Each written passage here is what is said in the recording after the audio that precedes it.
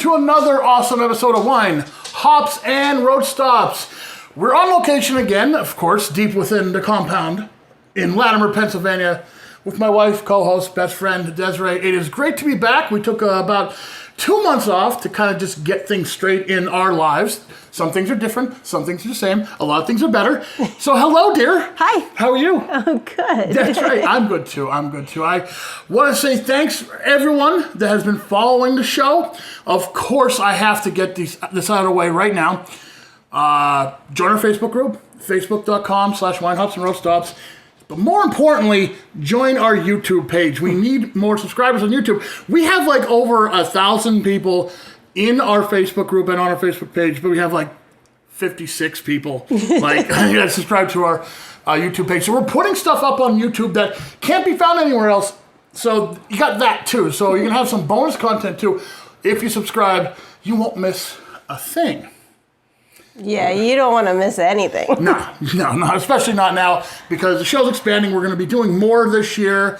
This is our 9th season, first episode of our 9th season. Our summer season feels good. We made it, summer. Yeah, that's right. And we have a new sponsor.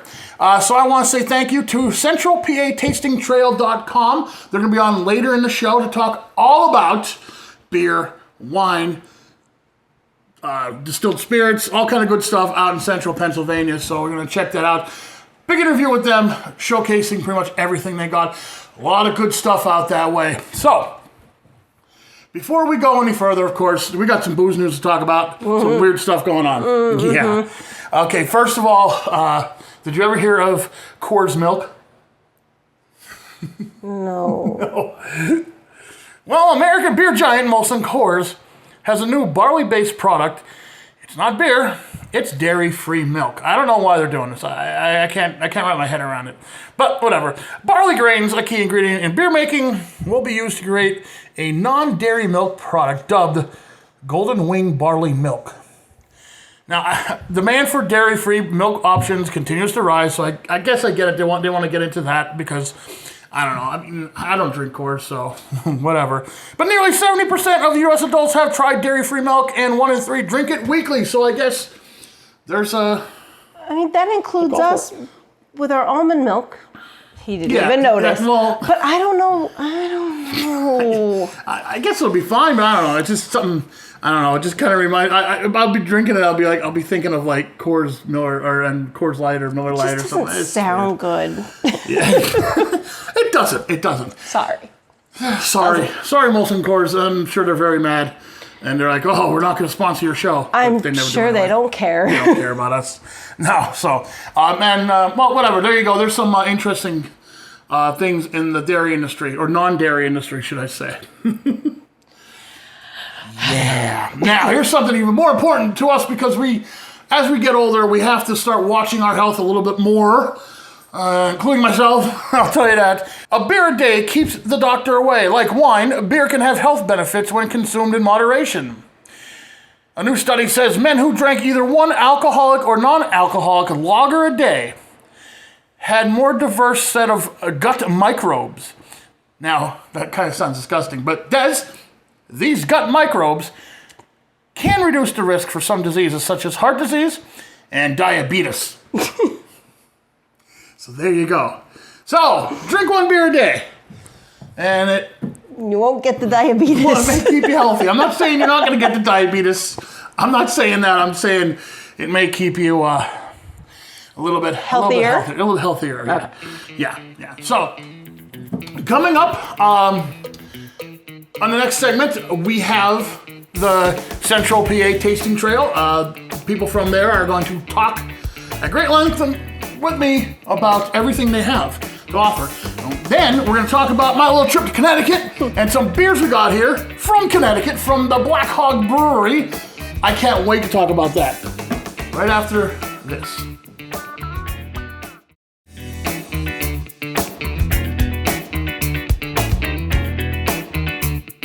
And today on Wine Hops and Road Stops, we have 2 awesome people that take care of the Central PA Tasting Trail and CentralPATastingTrail.com. We have Jeff and Celesta. How are you guys today? Good. Fantastic. How are you? I'm doing great. The weather is great. The weather is, we're in the summer now. It's beautiful, warm weather. It's a great time to go out onto a tasting trail like yours. So let's start right there. Tell me about your tasting trail. Our tasting trail is pretty unique. We are a kind of community, and we are not just a wine trail, but we are a wine, beer, cider, and spirits. So we are everybody all rolled into one across Center County. Yeah, I think, and interestingly enough, I think we were the first wine tasting trail to combine all the different products into one. So, it's like Celeste says, it's not just a wine, beer, or spirits trail, it's all of them together, which was unique from the start. We offer a year-long passport for folks to use, and you get to traverse the county, see everybody, turn it in, and we send you a sweatshirt. We don't sell those sweatshirts, so it makes it a nice prize at the end. You'll see each of our members, and you'll be able to click onto them to check their hours, their location, and it kind of drives you right to their website. The other feature of our website is that it also will allow you to see a couple of our events or the most recent event that we're offering, so that people can keep up with us. Aside from what our group does weekly, I think all of our members will have live entertainment. Axman, one of our members, has a big Cornhole Association event happening. We do trivia, live bands, but as a group, we will host our 5th annual Summer Craft Beverage Expo. We do that down in Talleyrand Park in Bellefonte. So tickets are on sale. We love to see new faces, lots of cool things to do in Bellefonte, as well as in the State College and Happy Valley area. So there is that. And then we are incredibly excited because this is the first year ever that we will actually be at the Central PA Festival of the Arts. So we will have a mini craft beverage garden down in the State College borough. That sounds great. There's always something great happening in Happy Valley. They don't call it Happy Valley for nothing. Correct. Well, let's talk about some of the stops. We have 5 wineries on our tasting trail. There's us, we're University Wine Company. There's Happy Valley Winery, Vineyard and Winery. There's Mount Nittany Vineyard and Winery. There's Seven Mountains Winery, and there's Paisanos Winery, which is a new addition for us this year. But all the wineries have excellent wines. We have, a lot of us have events going on, music, food trucks, trivia, sip and paints. So there's lots to do at the wineries, and it's a good time just to get out, view the county. Great scenery in central Pennsylvania. That's one of the things I like the most about living here, and checking out the scenery, checking out the wine, and the great events that we all have going on. Since you are a winemaker, Correct. What do you go to? What's your go-to wine? Generally speaking, in the winters I tend towards dry reds. In the summers I move towards whites. We have a sparkling rosé that I'm really starting to enjoy now here in the spring. So like I said, it really kind of varies from time to time, but there's lots of good wines to be had here in Center County. On the sweet side is our sangria. So we make a bottled sangria that's super popular, great for the summertime. And then on the dry side, it's our Cabernet Sauvignon is our best seller on the dry side. And then we also do produce we have a product called U-Freeze Wine Slush, which is wine in a pouch that you freeze into a frozen adult treat. And it's, great for the summertime, beach, pool, boating, camping, anywhere you can't have glass. So that's very popular as well. Should we move on to beer? Can we talk about some breweries? We sure can. Okay. We start in State College with Autos. Been around for quite a while. Can find it on shelves. You can also, for those non-alcoholic folks, do their root beer, sodas. I think they just came out with a birch beer. So that's really cool. We also you kind of move out into the Bellefonte area, and you can have Axman. They're located in the old Zero metal plant. So they're really producing a really nice blue stripe. They have some really nice features there. We have Robin Hood Brewery. They do some really nice, they're probably doing the most modern flip on a lot of beer. They'll do the milkshake beers, the sours. They've got some really small batch stuff that they incorporate and everything. And then we move out to the Millheim area and we have Elk Creek. Elk Creek is our final one in Millheim. They do a lot of, they're a true brewery license. So they're doing some really nice batching.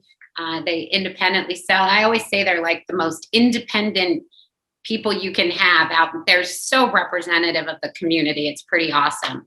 So you get some really nice beers with some great names that represent the Millheim, Po Valley area. So those are our 4 kind of breweries. If we slide into our cider makers, we offer Good Intent Cider down in Bellefonte, and they just opened a spot in Gettysburg as well. We have the 814, so J&L Farm and Cider Works over here in the Route 45 area. And then we also have Keewatin that is part of the Autos group as well. So we have Barrel 21, which is located right next to Autos. Great drinks, great dinner menu, like really a nice place. And then down in Bellefonte in the old Match Factory is Big Spring Spirits. So they offer quite a lot of spirits. I would always say like the go-to at Barrel 21 to me is always their Navy Strength rum. And they do a delightful kind of display there. Big Springs, it depends on what day. My favorite spirit is going to be there, but they offer a wide range there.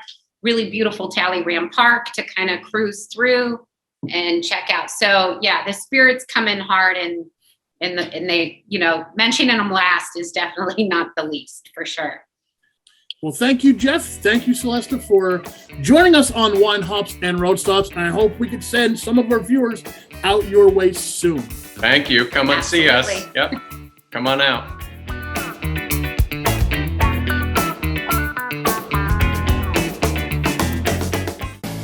The Central Pennsylvania Tasting Trail is the best way to experience Center County. Their tasting trail is filled with craft breweries, distilleries, wineries, and cideries, all located in Center County, Pennsylvania. Something for everyone's taste.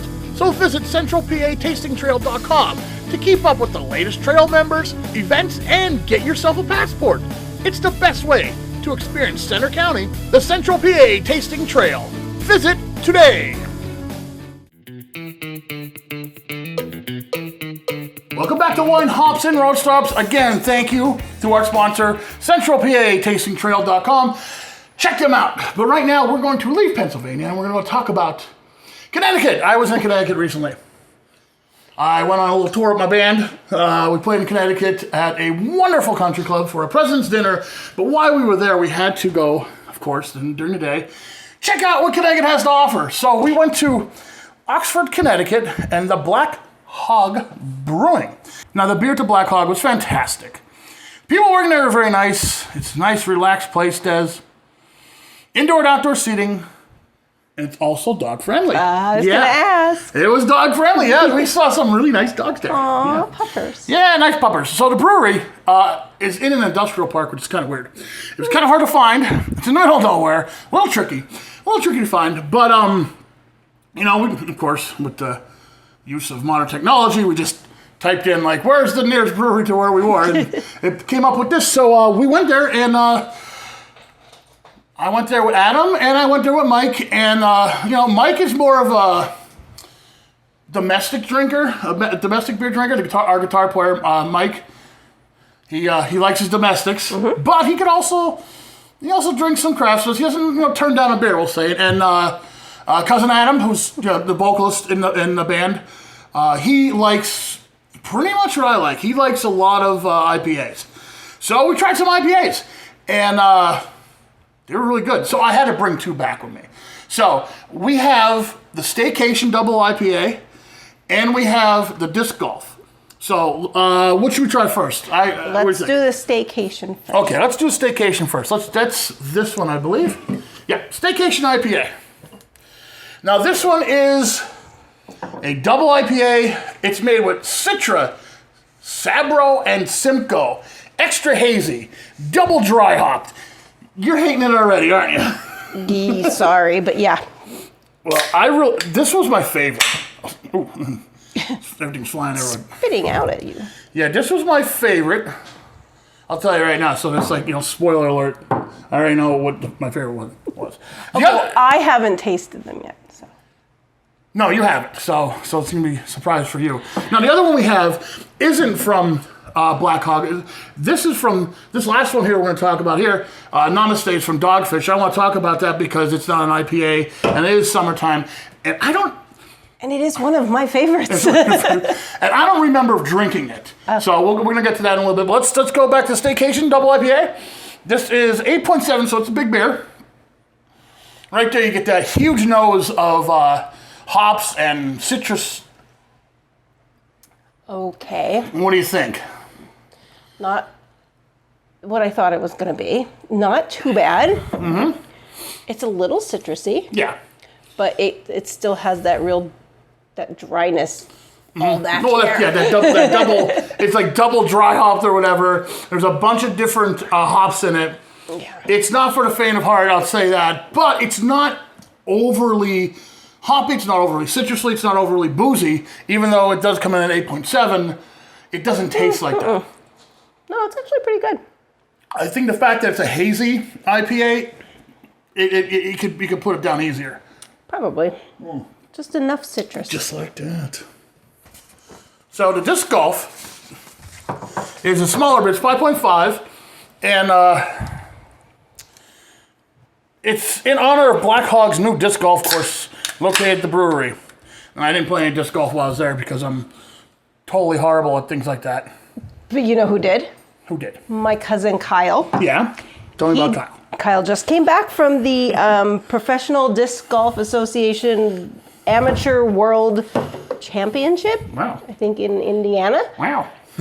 Yeah, he's big on disc golf, and he also likes craft beer. Yeah.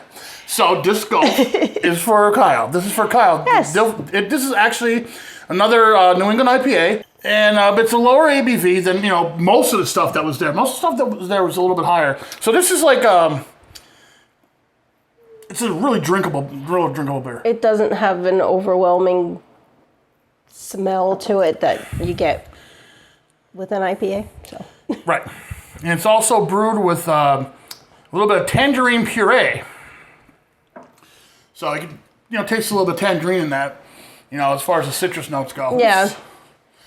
This is easier on the palate than the other one, but I could drink either one of them any time of day. But this is really good. This is another one, like, it's good sitting out in the backyard, in the middle of the day after you're done cutting the grass. Get yourself a disc golf. Yeah, it's not super heavy. It's pretty good. Now, I've also had a few other beers when I was there. Of course, when am I going to be in Connecticut again? So I tried out their BHB IPA, which is an American IPA, 6.1. It's like a normal IPA. It's not hazy. It's not dry hopped or nothing like that. It's just a normal thing.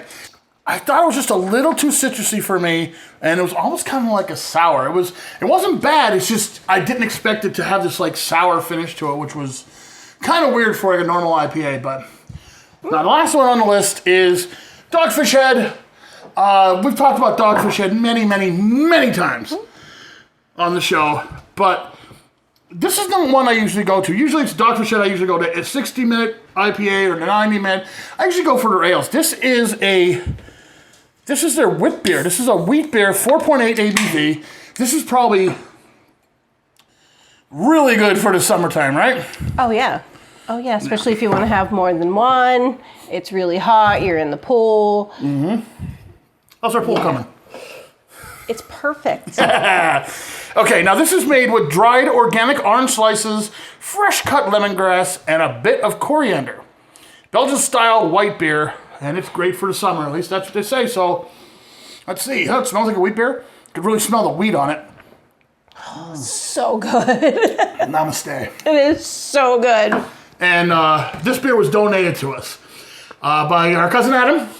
We're doing the shout-outs to everybody. Thanks, Adam. Thanks, Adam, for the Namaste. Mm-hmm. He's not a big fan, but you are. I definitely am. I really like this one. Yeah, this is good. I'm not, you know me. I'm not a huge Belgian beer drinker. I don't really like many Belgians. But this one is good. It's Dogfish, so you're gonna get quality right there. Like I said before, orange peel, lemongrass, coriander, there's some peppercorn in that, and a generous dose of good karma. They say. Oh, we could use that right now. Well, everyone could use a little bit of good karma, right? Sure. Yeah. So I like this. Not as much as the other ones, but this is something like Sunday Fun Day, 2 in the afternoon. I'll be drinking that. Yeah. Yeah. That'll go down nice. I'm just gonna go down right now. Here we go. Ha! I beat you to it. Well, these are the empty glasses from the IPA. So there are our beers for this week. So don't go away. We got a little bit more show for you guys. We got to talk about the Jackass Distillery, of course. Our friends at Jackass, they're expanding. Talk about the drink of the week and all good stuff. So we'll be right back. For more One Hops and Road Stops. Jackass Distilling, a small batch micro distillery in Spring Glen, Pennsylvania, specializing in flavored moonshines, whiskeys, and rums, and a large variety of cocktails to go. Visit them in Spring Glen or at their other locations, or on Facebook and Instagram.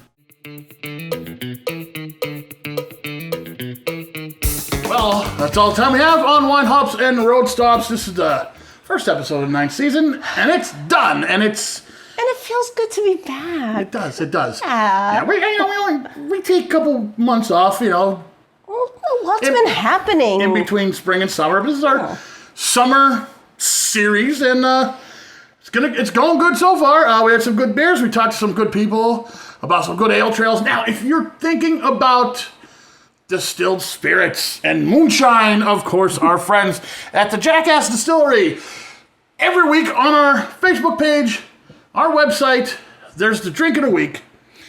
So you got to get some Jackass moonshine, get some other stuff together, and make some good drinks. They always have some great ideas. Mm-hmm. And they're expanding. Yes, they are. Yeah, where'd they go? They're going to Pottsville. Okay, yeah.